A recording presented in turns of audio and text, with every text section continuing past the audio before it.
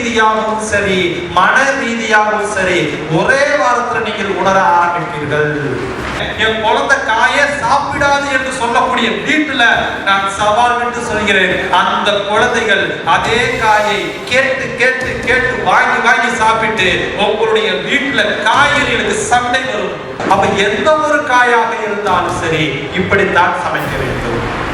இத்தனை நாள் பண்ண பொரியலுக்கும் இப்ப இந்த வழிமுறையில செய்யக்கூடிய பொரியலுக்கும் நீங்கள் வித்தியாசத்தை ஒரே நாள்ல உணர்ந்துருவீங்க. சுவைகளையும் நீங்கள் உணராமல் இந்த சுவைதான் உடல் உறுப்புகளுக்கு ஆரோக்கியத்தை கொடுக்கும். உணவை குடி, நீரை உண்ணு. கேள்விப்பட்டிருக்குமா இல்லையா? எப்படி சார் உணவை போய் குடிக்கிறது? உணவே ஒரு திடப்பொருள். இந்த திடப்பொருளை போய் எப்படி குடிக்க சொல்றாங்க? உப்பு போடலையே, உப்பு போடலையே, வருதா இல்லையா? உப்பே தேவைப்படாது. ஏன்? இந்த கத்திரிக்காயில் இருக்கக்கூடிய magnesium, manganese, calcium, phosphorus, potassium, அயோடின்கிற உப்பு தான் தேவை. காயில் இருக்கக்கூடிய உப்புக்கள் தான் தேவை. கீரைகளில் இருக்கக்கூடிய உப்புக்கள் தான் தேவை. நீங்க இத்தனை நாள் என்ன செஞ்சுட்டீங்க? அத அழிச்சிட்டு விட்டமின்கள் மட்டும் எடுத்துக்கிட்டு அதற்கு சுவைக்கு கடல் உப்பை பயன்படுத்துறீங்க. ரைட்டுங்களா? அப்ப இந்த காய்களையும் கீரைகளையும் அதனுடைய தன்மை மாறாமல் சமைக்கும் பொழுது அந்த காய்களில் இருக்கக்கூடிய வைட்டமின்களும் அந்த தாது உப்புகளும் ஒரு பொழுதும் அழியாது.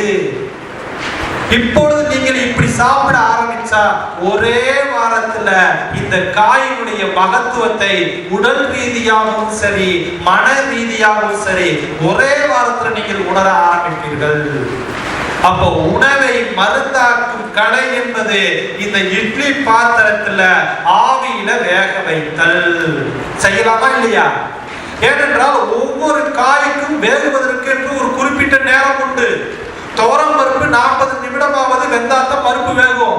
ஆனா நம்ம அம்மனி என்ன பண்ணுதுங்க? குக்கர்ல எடுக்க வேண்டியது, கீழே துவரம் பருப்பு, அதுக்கு மேல காய், அதுக்கு மேல கீரையை வச்சு ஒரு மூடிய போட்டு அதுக்கு மேல ஒரு விசில போடுறது இல்லையா? அப்போ துவரம் பருப்புடைய 40 நிமிஷம் வேகுவது கிடையாது, கீரையினுடைய தன்மை வேகுவது கிடையாது. அப்போ ஒவ்வொரு பொருளுடைய கொதிநிலை என்பது வேறு வேறு. ஆனால் நீங்க மூணையும் ஒன்னா சேர்த்து ஒரே கொதிநிலையில அதை உருவாக்கி அதை அழுத்தத்தை கொடுத்து அந்த உணவை மிருதுவாக்கி சாப்பிட்டு கொண்டிருக்கிறீர்கள். வேக வச்சு சாப்பிடல, அழுத்தத்தை கொடுத்து என்ன பண்ணிக்கிட்டு இருக்கோம்? சாஃப்ட்னஸ் ஆக்கி சாப்பிடுறோம். அப்ப ஒரு பொருளை சாஃப்ட்னஸ் ஆக்கி சாப்பிட்டால் அந்த உணவுனால நமக்கு ஒரு பலனும் 1% கூட நமக்கு பலனை தராது. அப்ப எந்த ஒரு காயையும் அதனுடைய கொதிநிலை வரும் வரை வேக வைக்க வேண்டும். கீரைகளையும் அதனுடைய கொதிநிலை வரும் வரை வேக வைக்க வேண்டும்.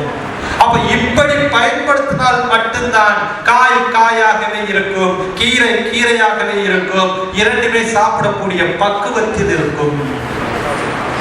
செய்ய முடியுமா? முடியாதுங்களா? செஞ்சு பாருங்க.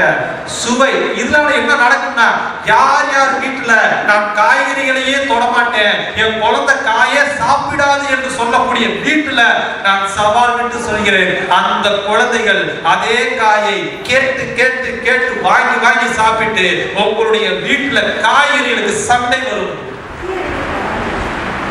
இது ஏன் இவ்வளவு ஆணித்தரமா சொல்லணும்னா, எத்தனையோ பேருக்கு நம்முடைய நோயாளிகளுக்கு இதை பரிந்துரைத்து ஏகப்பட்ட பலன் சொல்லுவாங்க. என் குழந்தை கத்திரிக்காவே சாப்பிடாது சார், இப்ப கத்திரிக்காய் இப்ப இந்த மாதிரி சமைச்சா சண்டை நடக்குது சார் கத்திரிக்காய். அப்போ சாப்பிடாதவர்களையும் காய்கறிகளை முழுமையாக ஏற்றுக்கொள்ளாதவர்களையும் இந்த சமைத்தல் முறையில அந்த காய்களையும் கீரைகளையும் முழுமையாக ஏற்றுக்கொள்ளக்கூடிய ஒரு மன பக்குவத்துக்கு தானாகவே வந்துருவார்கள். பஸ்டர் சுவையை மட்டும் கொடுத்து பாரு, ஒன்று சாப்பிட்டு பாருன்னு சொல்லி பாருங்க. ஒன்ன சாப்பிட்ட உடனே அடுத்து 2, 3, 5 காய்கறி. அப்ப இப்பொழுது இந்த காலகட்டத்துக்கு அப்புறம் உங்க வீட்டுல காய்கறிகள் தான் மிக பிரதானமாக இருக்க ஆரம்பிக்கும். செய்யலாமா இல்லையா? இதெல்லாம் செலவாக போதா? கிடையாது இல்லையா? அப்ப எந்த ஒரு காயாக இருந்தாலும் சரி இப்படித்தான் சமைக்க வேண்டும். சரி, நாம பொரியல் பண்ணுவோம் சார். இப்போ புடலங்காய் பொரியல் பண்ணலாம் அல்லது பீர்க்கங்காய் பொரியல் பண்ணலாம். இதற்கு நாங்க எப்படி சமைப்பது? எல்லாமே நீராவின்னு சொல்லியாச்சு. நாங்க புடலங்காய்க்கு என்ன செய்வோம்? ஃபர்ஸ்ட் வடச்சட்டியில புடலங்காய் பொருசா நறுக்கி வச்சுக்கிட்டு வடச்சட்டியில கொஞ்சம் தாளிச்சு பாசி பருப்பு கடலை பருப்பு அதெல்லாம் போட்டுட்டு இந்த புடலங்காய் அதுல போட்டு சிறிதளவு தண்ணீர் ஊற்றி மூடி வச்சிருவோம். இதானே? அப்படி செய்யக்கூடாது.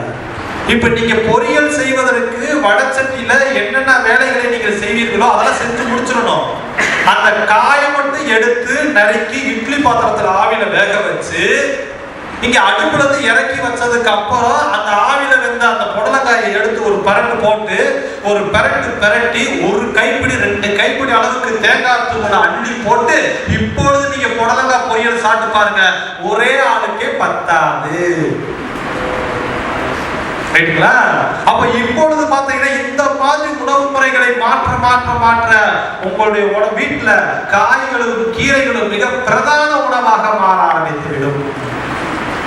அப்ப உணவை மருந்தாக்கும் கலை என்பது மிக மிக மிக எளிமையானதுதான். மிகப்பெரிய வெட்டி முறிக்கிற வேலையெல்லாம் இல்ல.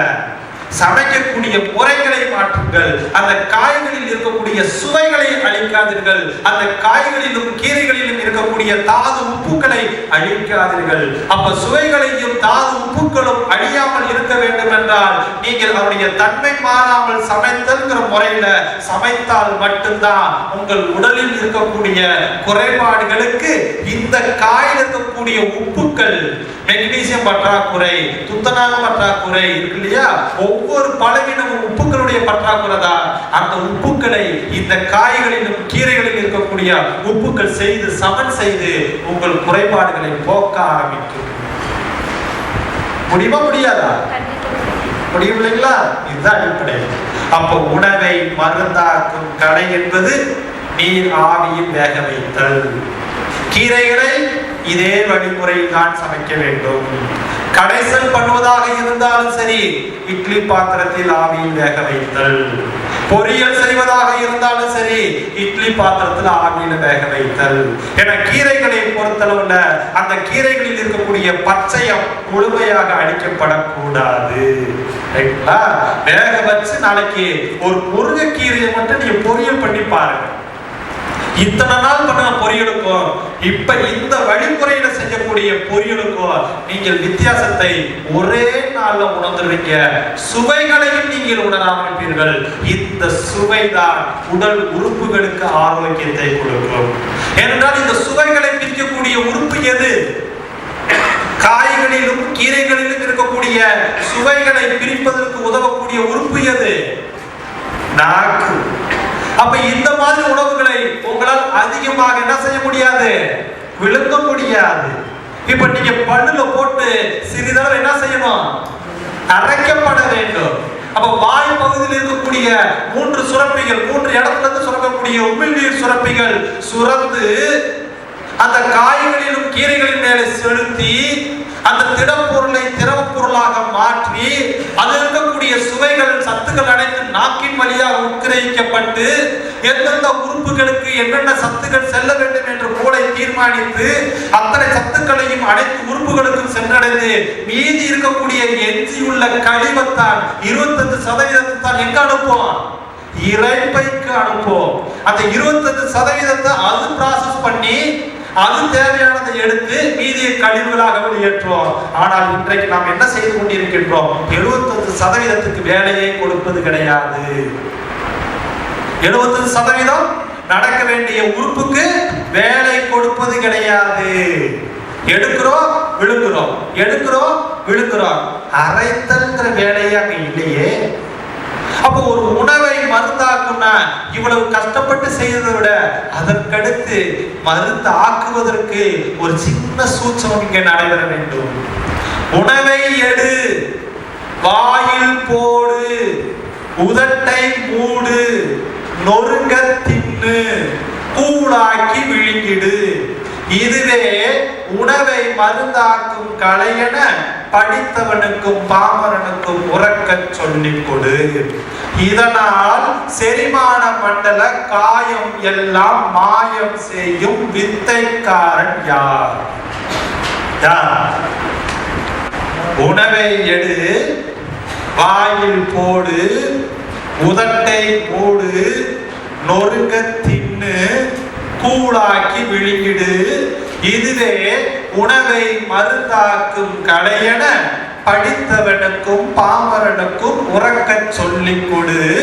இதனால் செரிமான மண்டல காயம் எல்லாம் மாயம் செய்யும் வித்தைக்காரன் யார்? இவ்வளவு கஷ்டப்பட்டு செஞ்சதுக்கு அப்புறம் கடைசியா ஒரு ஃபைனல் டச் கொடுக்கணுமா இல்லையா? அவன் யார்? வித்தகன் யார்? யார்? உமிழ்நீர் என்றே உறக்க சொல். இந்த உமிழ்நீர் கலக்காத உணவு உங்கள் உடலினுடைய உறுப்புகளுக்கு பயன் தராது. அதனால சொல்லுவாங்க இல்லையா, உணவை குடி, நீரை உண்ணு. கேள்விப்பட்டிருக்குமா இல்லையா? எப்படி சார் உணவை போய் குடிக்கிறது? உணவே ஒரு திடப்பொருள், இந்த திடப்பொருளை போய் எப்படி குடிக்க சொல்றாங்க?